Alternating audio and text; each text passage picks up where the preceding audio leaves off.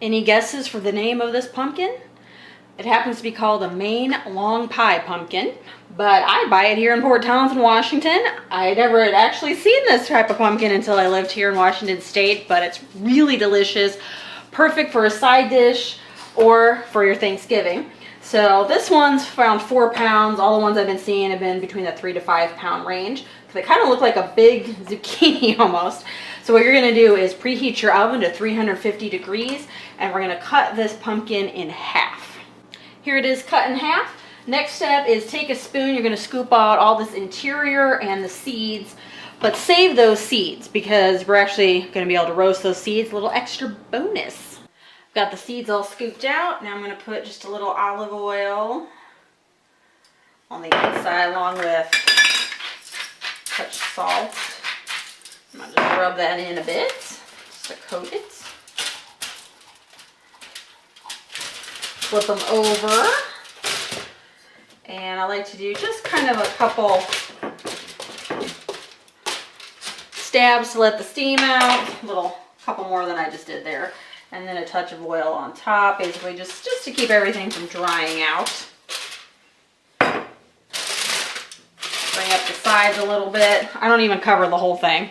I'm going to stick this in the oven, and what you're looking for is when that paring knife goes in easy, it's done.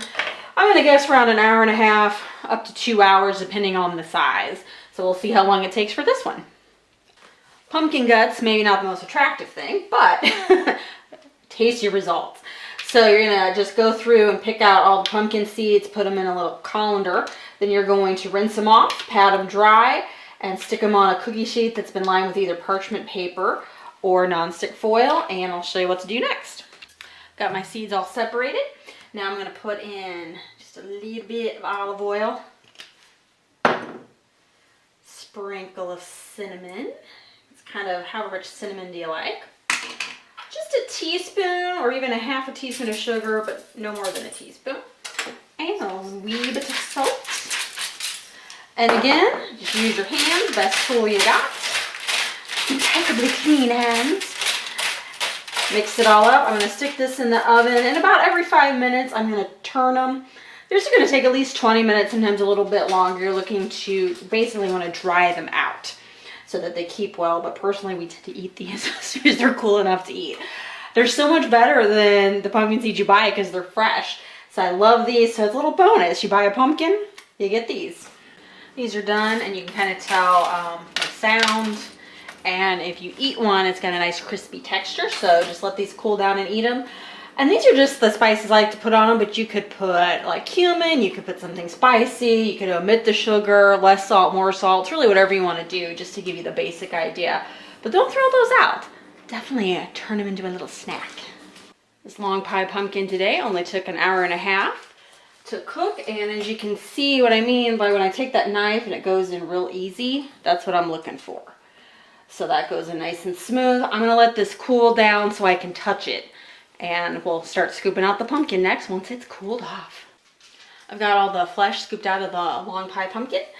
Now I'm just gonna take a immersion blender, stick blender to it, puree it up. If you don't have a stick blender, you could use a regular blender or a food processor, or if you had to, you could use a potato masher and then whisk it, but this makes it nice and smooth if you got one of these.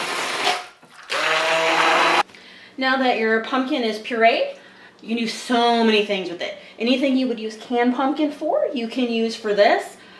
This batch I'm actually going to stick in the freezer. It freezes really well. I'm going to stick it in the freezer as a base for some soup. You could use it in your pumpkin pie, pumpkin bars. What I like to do is take some of it, put a little butter, nutmeg, salt, pepper, mix that in and serve it as a side dish, or you could put like your meat directly over that. That would be really good. So anything you would do with canned pie, filling, do with this. And I hope you roast the pumpkin at least once. It's so worth it.